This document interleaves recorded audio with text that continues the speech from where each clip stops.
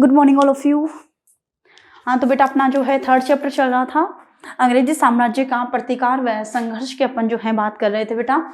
तो आप जो है आपको पता है असहयोग व खिलाफत आंदोलन हो चुका था अपना। अब जो अपना है असहयोग आंदोलन अपन पढ़ेंगे कि देखो किस तरह से जो है असहयोग आंदोलन शुरू हुआ और वो क्यों शुरू हुआ। ठीक है बेटा, तो देखो असहयोग आंदोलन की अपन चर्चा करेंगे आज। गांधी जी के द्वारा शुरू किया हुआ आंदोलन था ये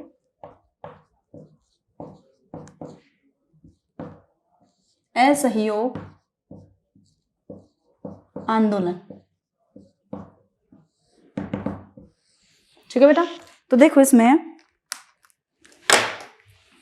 रॉलेट एक्ट, जलियांवाला बाग हत्याकांड आपको बताया था दोनों ही। ठीक है, तो जलियांवाला बाग हत्याकांड क्यों हुआ था? क्योंकि रॉलेट एक्ट के विरोध में जो है जलियांवाला बाग हत्याकांड हुआ था।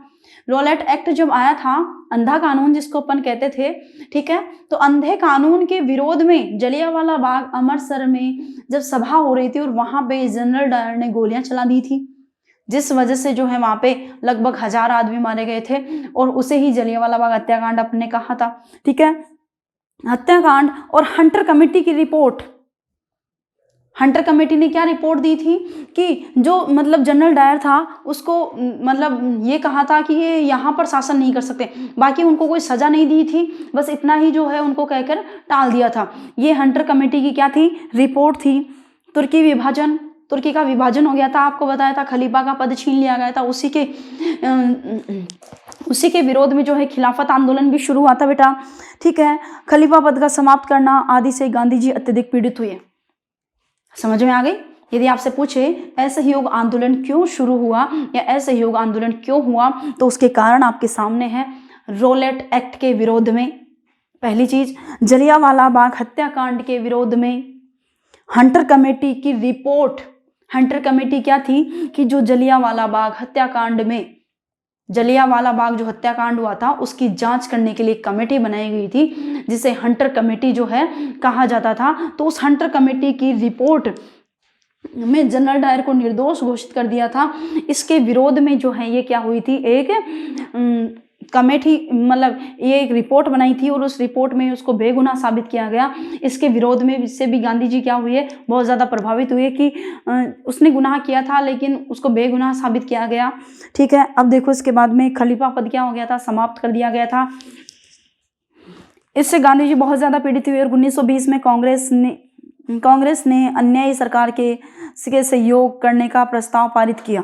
अब देखो अन्यायी जो सरकार थी उसका असहयोग करने का प्रस्ताव पारित हुआ 1920 में। तो अपन ये कहे कि असहयोग आंदोलन शुरू कब हुआ था? 1920 में। ठीक है, इसके अंतर्गत सरकारी उपाधियों को छोड़ने, विधानसभाओं, न्यायालयों, सरकारी शैक्षणिक संस्थाओं, विदेशी माल इत्यादि का त्याग करना तथा कर न देना शामिल था। अब देखो असहयोग आंदोलन शुरू कब हुआ? शुरू हुआ 1920 में। असहयोग आंदोलन के प्रमुख कार्य कौन कौन से थे? असहयोग आंदोलन में किस किस को, कौन कौन से कार्यों को शामिल किया गया था? तो देखो इसमें कौन कौन से चीजों को शामिल किया गया, इसमें था सरकारी उपाधियों को छोड़ना। कार्य देखेंगे अपन, इसके कार्य ही इंपॉर्टेंट है। सरकारी उपाधियों को छोड़ना,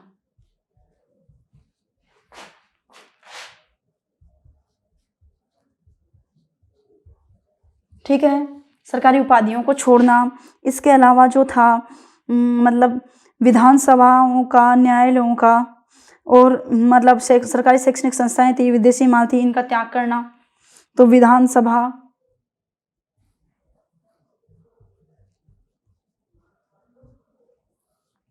व न्यायालयों का बहिष्कार,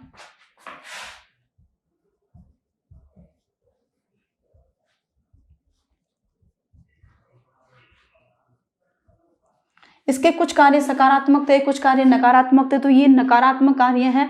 सकारात्मक कार्यों की भी अपन चर्चा करेंगे। सरकारी उपाधियों को छोड़ना, विधानसभा, न्यायालयों का बहिष्कार करना, सरकारी संस्थाओं, सरकारी शैक्षणिक संस्थाओं का बहिष्कार, सरकारी शैक्षणिक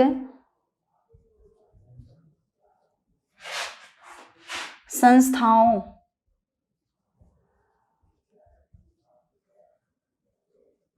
का बहिष्कार, ठीक है, सरकारी शैक्षणिक संस्थाओं का बहिष्कार करना।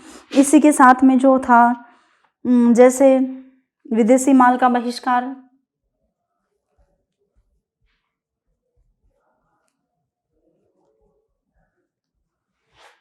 विदेशी माल का बहिष्कार, ठीक है बेटा, ये इसके नकारात्मक कार्य थे। ठीक है, सरकारी उपाधियों को छोड़ना, विधानसभा और न्यायालयों का बहिष्कार करना, सरकारी शैक्षणिक संस्थाओं का बहिष्कार करना, विदेशी माल का बहिष्कार करना। ठीक है, कर न देना, एक क्या था, कर न देना, ये इसके कार्य थे। इसके अलावा देखो, इसके विपरीत अपने आप को अनुशासन में रखना, राष्ट्रीय शिक्षण संस्थाओं की स्थापना करना, आपसी झगड़े पंच निर्णय द्वारा तय करना, हाथ से कते और बुने कपड़ों का प्रयोग करना इत्यादि कार्य करने थे। समझ में आ गया। जस्ट इनके विपरीत क्या था कि राष्ट्रीय शिक्षण संस्थाओं का क्या करना, स्थापना करना, राष्ट्रीय, क्योंकि सरकारी शैक्षणिक संस्थाओं का बहिष्कार कर दिया था तो इस वजह से राष्ट्रीय शैक्षणिक संस्थाओं की स्थापना करना था। इसके अलावा विदेशी कपड़ों का बहिष्कार कर रहे थे तो जो हाथ से कते बुने कपड़े थे अब उनका प्रयोग करना। इसके अलावा न्यायालयों का बहिष्कार कर दिया था तो मामले कहाँ सुलझेंगे, आपसी समझ के साथ पंच जो है न्यायालयों का बहिष्कार करने के बाद आपसी जो पंच थे वही मिलकर अब क्या करेंगे, मामले सुलझाएंगे। ऐसे कार्य शुरू किए गए थे। ठीक है बेटा, इसमें देखो 1921 में इस आंदोलन के अंतर्गत लगभग 3000 व्यक्ति जेल गए। 1921 तक लगभग इस आंदोलन में कितने व्यक्ति जेल गए थे, 3000 जो है व्यक्ति, 30,000 व्यक्ति जो हैं जेल गए थे। भारतीय इतिहास में ये पहला अवसर था जब स्वराज्य के संघर्ष में इतनी अधिक जनता ने भाग लिया था। असहयोग आंदोलन अब तक के भारतीय इतिहास में पहला ऐसा आंदोलन था जिसमें इतनी जनता ने बढ़ चढ़कर जो है भाग लिया था बेटा। इसके बाद देखो, परंतु जब यह आंदोलन शिखर पर था तभी 5 फरवरी 1522 को यूपी के गोरखपुर जिले में चोरा चोरी नामक स्थान पर शांतिपूर्वक जुलूस पर पुलिस द्वारा अत्याचार करने पर भीड़ ने पुलिस चौकी में आग लगा दी, जिसमें 21 सिपाही व 1 थानेदार की क्या हो गई, मौत हो गई। अब देखो, जब ये असहयोग आंदोलन चल रहा था, ठीक है, तो फिर क्या हुआ कि 5 फरवरी की बात है, ये तो आपको समझ में आ गया। इस आंदोलन में जो प्रमुख कार्य थे वो ये थे, ये नकारात्मक कार्य थे। सकारात्मक कार्यों की अपन बात करें तो राष्ट्रीय शैक्षणिक संस्थाओं की स्थापना करना, दूसरा था कि आपसी जो मामले थे वो पंचों द्वारा सुलझाना या निपटना, तीसरा कार्य था कि अपने हाथों द्वारा जो कते बुने कपड़े थे वही पहनना। समझ में आया बेटा आपको? तो देखो, इसमें ये चीज आपको समझ में आ गई। अब इसके बाद ये आंदोलन चलता रहा, लगभग 30,000 व्यक्तियों ने इसमें भाग लिया। ठीक है, अब इसके बाद में क्या हुआ कि अब इसमें एक हिंसात्मक घटना हुई। वो घटना कौन सी थी वो देखेंगे अपन। ये घटना की डेट भी आपको ध्यान में रखनी है बेटा। चोरा चोरी कांड हुआ था, इसी के बीच में एक चोरा चोरी कांड हुआ। अब देखो वो कांड क्या था, शुरू 1920 में हो गया, ये आपको ध्यान में हो गया। ठीक है, अब देखो इसमें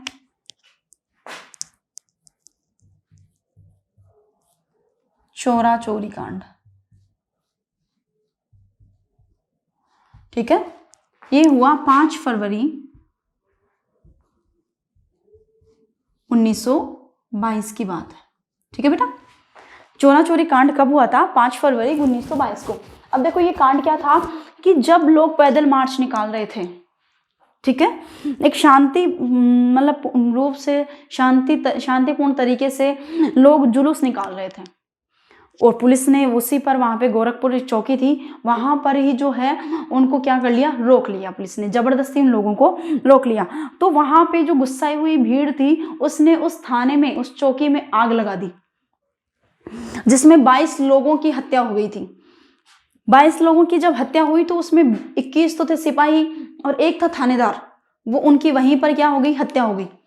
ठीक है, उन्हें वहीं पर उनकी मृत्यु हो गई। तो गांधी जी तो अहिंसात्मक थे, तो उन्हें लगा कि ये जो आंदोलन है वो हिंसा के शिखर तक जा रहा है, तो इस वजह से उन्होंने, ये तो समझ में आ गया ना चोरा चोरी कांड क्या था।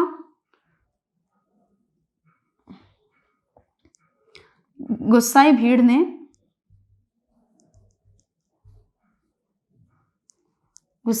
ने चौकी में आग लगा दी।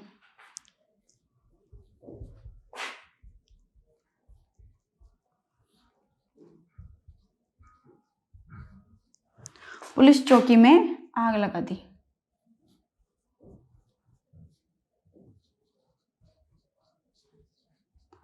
ठीक है, जिसमें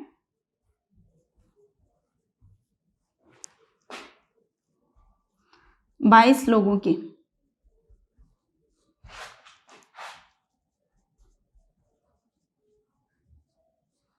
मृत्यु हो गई। ठीक है बेटा, पुलिस चौकी में आग लगा दी और जिसमें 22 लोगों की क्या हो गई, मृत्यु हो गई। ये घटना, यही कांड क्या कहलाता है, चोरा चोरी कांड कहलाता है। क्योंकि चोरा चोरी इसलिए क्योंकि चोरा चोरी नामक जगह पर हुआ था। ठीक है, तो 5 फरवरी 1922 की घटना थी। अब गांधी जी ने 12 फरवरी 5 फरवरी को घटना हुई, 12 फरवरी 1922 को आंदोलन वापस ले लिया।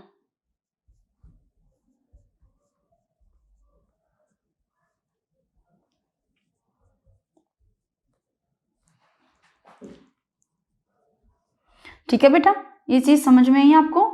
ये असहयोग आंदोलन 1920 में शुरू हुआ। असहयोग आंदोलन के कार्य आपको बता दिए गए कि कौन कौन से उनके प्रमुख कार्य थे। इसके बाद में एक चोरा चोरी, ये जब अपने शिखर पर था, शिखर का मतलब सरकार झुकती। ठीक है, अंग्रेजी सरकार जो थी वो झुकती, गांधी जी के बातों को मानती। उससे पहले ही जो है एक कांड हो गया, चोरा चोरी कांड, 5 फरवरी 1922 को। ठीक है, जिसमें क्या हुआ कि गुस्साई मतलब लोग शांतिपूर्वक जुलूस निकाल रहे थे, पुलिस ने उनको रोका। गुस्साई भीड़ ने पुलिस चौकी में क्या लगा दी, आग लगा दी, जिसमें 22 लोगों की हत्या हो गई। ठीक है, इस चीज को देखते हुए गांधी जी को लगा कि आंदोलन जो है वो हिंसा की ओर जा रहा है, तो उन्होंने उस आंदोलन को क्या कर लिया, रोक लिया और 12 फरवरी 1922 को आंदोलन वापस ले लिया। समझ में आई बेटा आपको? 1920 में शुरू हुआ और 12 फरवरी 1922 को आंदोलन का क्या हो गया, दी एंड हो गया था, समाप्त आंदोलन हो गया था। ये चीज क्लियर हो गई बेटा। अब इसके बाद आप देखो, इसके बाद की अपन अगर बात करें तो देखो इसमें फिर क्या हुआ, आंदोलन वापस ले लिया। गांधी जी ने इस घोषणा से देश के बड़े नेता आश्चर्यचकित रह गए। सुभाष चंद्र बोस ने इसे अत्यंत कष्टदायक कहा। मोतीलाल नेहरू और चित्तरंजन दास ने कांग्रेस के अंतर्गत स्वराज्य पार्टी का गठन किया, जिसमें विधान परिषदों में भाग लेकर सरकार के कार्यों में रुकावट डालने का कार्य किया। अब देखो, जब 12 फरवरी 1922 को गांधी जी ने आंदोलन वापस ले लिया तो देश के जितने भी बड़े बड़े नेता थे वो आश्चर्यचकित थे कि इन्होंने ऐसा क्यों किया। ठीक है, तो अब विधान परिषदों का बहिष्कार हो गया था, मतदान का समय था, तो गांधी जी मतदान चाहते नहीं थे, जबकि मोतीलाल नेहरू और चित्तरंजन दास, ये जो प्रमुख नेता थे, वो ये चाहते थे कि इलेक्शन होने चाहिए, वोटिंग होनी चाहिए। यदि वोटिंग होगी नहीं तो विधान परिषदों का गठन नहीं होगा। हम विधान परिषदों के बाहर रहकर इनके कार्यों में रुकावट नहीं डाल सकते। यदि हम विधान परिषद के सदस्य बन जाएंगे तो हम उनके कार्यों में रुकावट डाल सकते हैं, मतलब बाहर से अपन कुछ नहीं कर सकते, लेकिन यदि हम उनके सदस्य बन जाएंगे और विधान परिषद के अंदर होंगे तो हम उनके कार्यों में रुकावट डाल सकते हैं। तो देखो आप, इस वजह से देखो चित्तरंजन दास व मोतीलाल नेहरू ने एक स्वराज्य पार्टी, अपनी एक अलग पार्टी बना ली। कौन सी? स्वराज्य पार्टी का गठन उन्होंने कर लिया था। ठीक है बेटा, तो देखो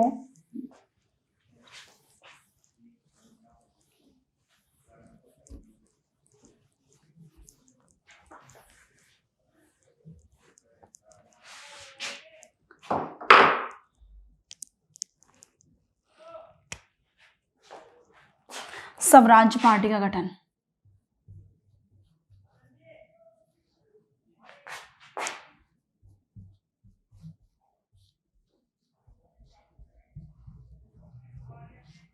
ठीक है, किसने किया? मोतीलाल नेहरू।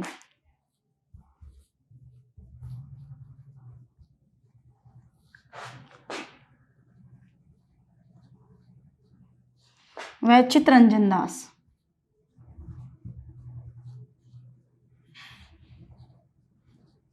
ठीक है बेटा। मोतीलाल नेहरू व चित्तरंजन दास ने स्वराज्य पार्टी का गठन किया। इनका ये मानना था, मोतीलाल नेहरू व चित्तरंजन दास का, कि हम विधानसभा से बाहर रहकर जो है इनके कार्यों में बाधा नहीं डाल सकते। यदि हम विधानसभा के सदस्य बन जाएंगे तो हम इनके कार्यों में बाधा डाल सकते हैं। समझ में आई बेटा आपको ये चीज। इसके बाद देखो साइमन कमीशन आया। अब देखो साइमन कमीशन, स्वराज्य पार्टी का गठन किसके द्वारा किया गया? मोतीलाल नेहरू व चित्तरंजन दास ने जो है स्वराज्य पार्टी का क्या किया था? गठन किया था। अब इसके बाद में आप देखो साइमन कमीशन।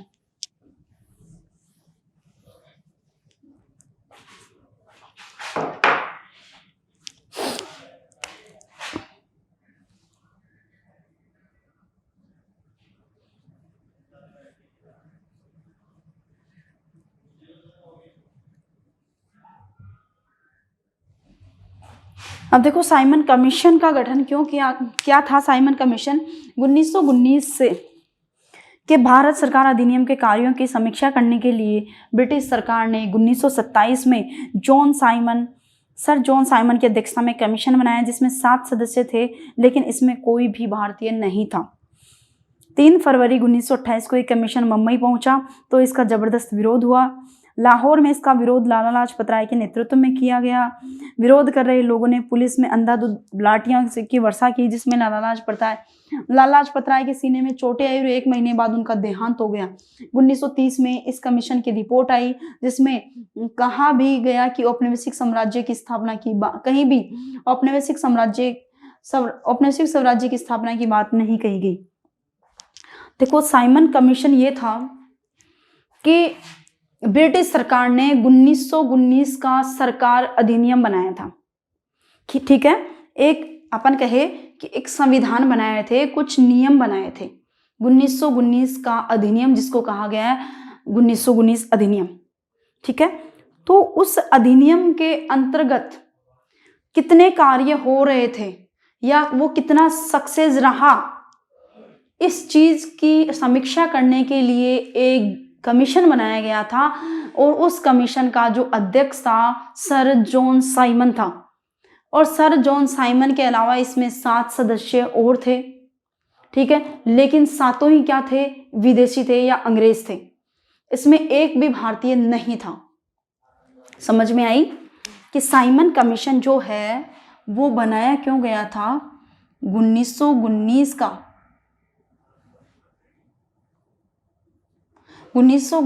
का के सरकारी अधिनियम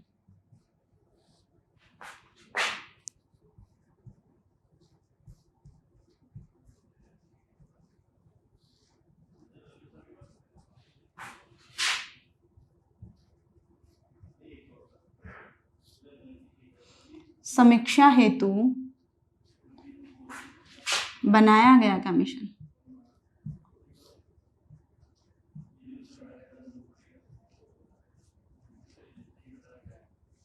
ठीक है, 1919 का जो सरकारी अधिनियम था उसकी समीक्षा करने के लिए बनाया गया कमीशन था कि 1919 का जो अधिनियम था, ठीक है, उसके अनुसार क्या क्या कार्य हो रहे हैं या जो भारत की जो सरकार चल रही है उस अधिनियम के अंतर्गत चल रही है या नहीं चल रही है, उसमें कौन कौन सी कमियां रह गई, उसके कौन कौन से अच्छी बातें थी, कौन कौन सी बुरी बातें थी, उन सब चीजों की जांच करने के लिए ये कमीशन बनाया गया था। और ये कमीशन 1927 में बनाया गया था।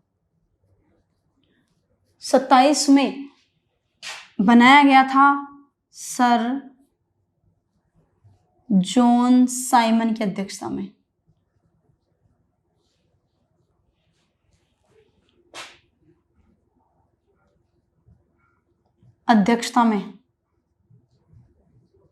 सर जॉन साइमन की अध्यक्षता में बना था ये।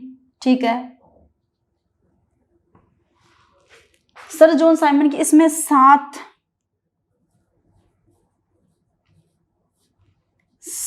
सदस्य थे, पर कोई भी भारतीय नहीं था।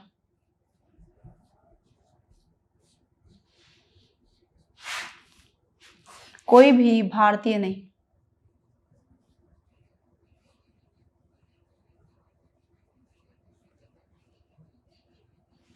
7 सदस्य थे इसमें, लेकिन कोई भी भारतीय नहीं था। समझ में आया? 1919 के सरकारी अधिनियम की समीक्षा, समीक्षा का मतलब होता है उस अधिनियम में क्या तो दोष थे और क्या उसके गुण थे, ठीक है। तो उसकी जांच करने के लिए कमीशन बनाया था, और इस कमीशन का अध्यक्ष कौन था? सर जॉन साइमन था। इस वजह से इस कमीशन को साइमन कमीशन कहा गया था, ठीक है बेटा। अब सर जॉन साइमन की अध्यक्षता में जो बनाया हुआ कमीशन था उसमें 7 सदस्य थे, पर कोई भी भारतीय नहीं था, भारतीयों नहीं था।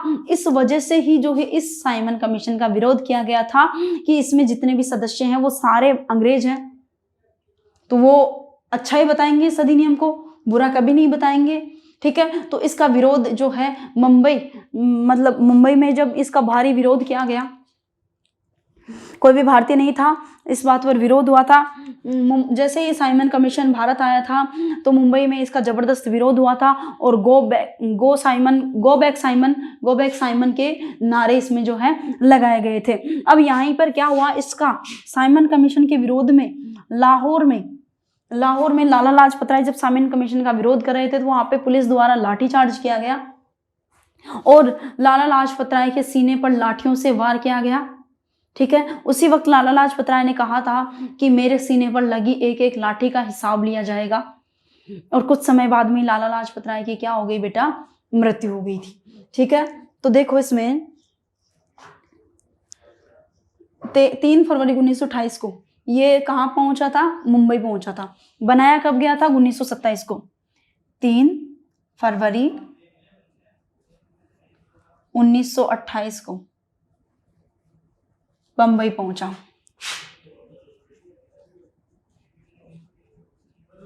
कमीशन कहाँ पहुंचा? बंबई,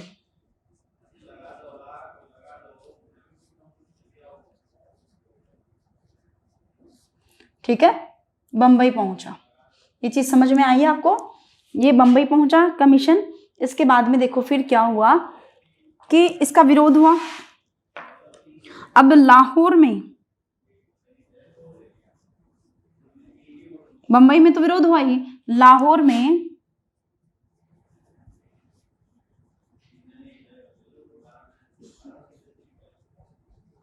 लाला लाजपत राय के नेतृत्व में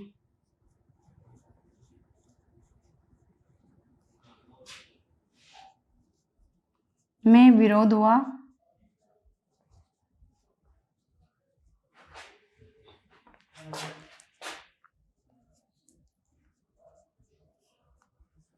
जहां पर पुलिस ने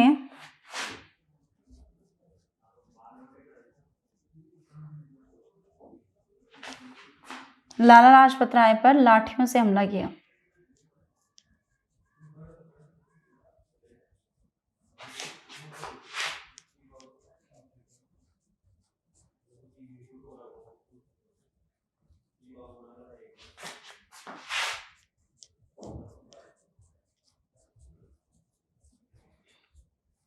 लाठियों से वार किया, ठीक है। और कुछ दिनों बाद ही एक महीने बाद ही उनका क्या हो गया?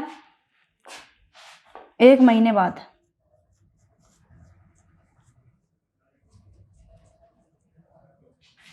लाला लाजपत राय की मृत्यु हो गई।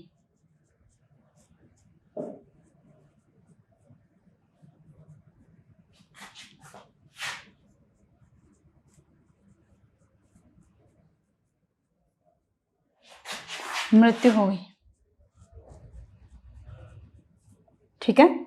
1 महीने बाद ही लाला लाजपत राय की क्या हो गई बेटा? मृत्यु हो गई थी। ये चीज समझ में आ गई आपको?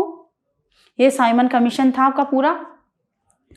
अब जब 1928 में इसने रिपोर्ट दी साइमन कमीशन ने, तो साइमन कमीशन की ये रिपोर्ट थी कि अंग्रेजी, इसमें कहीं पर भी औपनिवेशिक साम्राज्य की स्थापना की बात नहीं की गई, कि कहने का मीन ये था कि अंग्रेजों का भारत पर कोई औपनिवेशिक साम्राज्य नहीं स्थापित किया गया था, जबकि ब्रिटेन का उपनिवेश था भारत, ठीक है। तो ये रिपोर्ट में ये साफ साफ कहा गया, ये कहीं पे भी ये चर्चा नहीं की गई औपनिवेशिक साम्राज्य की, ठीक है।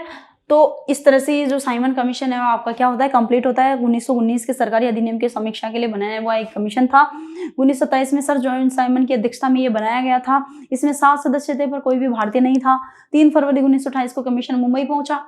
ठीक है, लाहौर में लाला लाजपत राय के नेतृत्व में विरोध हुआ, जहां पर पुलिस ने लाला लाजपत राय पर लाठियों से वार किया और 1 महीने बाद लाला लाजपत राय की क्या हो गई बेटा, मृत्यु हो गई थी। ठीक है, और साइमन कमीशन की जो रिपोर्ट आई उसमें कहीं भी औपनिवेशिक साम्राज्य की स्थापना की बात नहीं कही गई थी। ठीक है बेटा, अब इसके बाद आप देखेंगे सविनय अवज्ञा आंदोलन।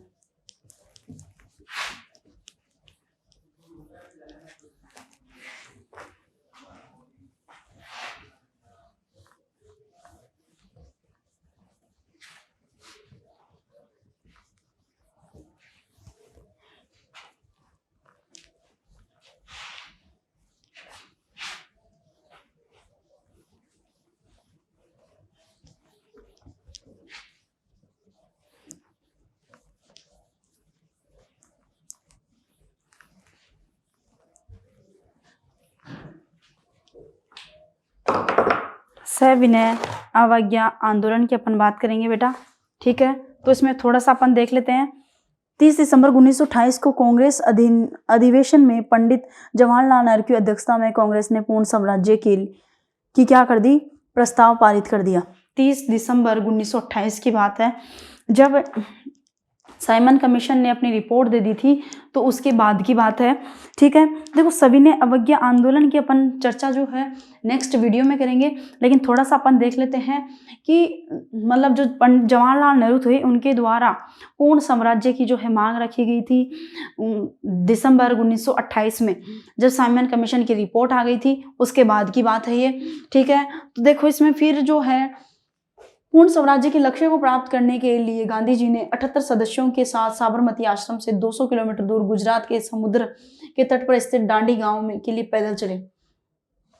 सविनय अवज्ञा आंदोलन का मतलब होता है विनम्रता के साथ, विनम्रता के साथ जो है मतलब जो इनके अंग्रेजों द्वारा बनाए हुए जो कानून थे उनको तोड़ना।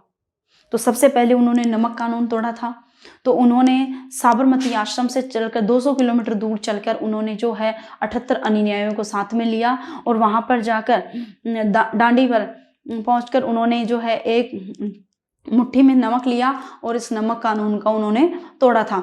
ठीक है बेटा, तो यही सारी चीजें इसमें जो है वो अपन जो है नेक्स्ट वीडियो में बात करेंगे।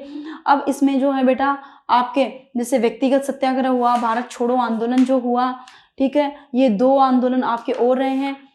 इसके बाद में जो है आपका ये राजनीतिक जितने भी आंदोलन थे वो सारे क्या हो गए हैं, कंप्लीट हो गए हैं। फिर आपके पास जो राजस्थान के जो किसान आंदोलन और प्रजामंडल आंदोलन जो थे वो भी आपके सिलेबस में हैं, उनको रिड्यूस नहीं किया गया है, तो उनकी भी अपन जो है बेटा चर्चा करेंगे। ओके बेटा, तब तक हैव ए गुड लक।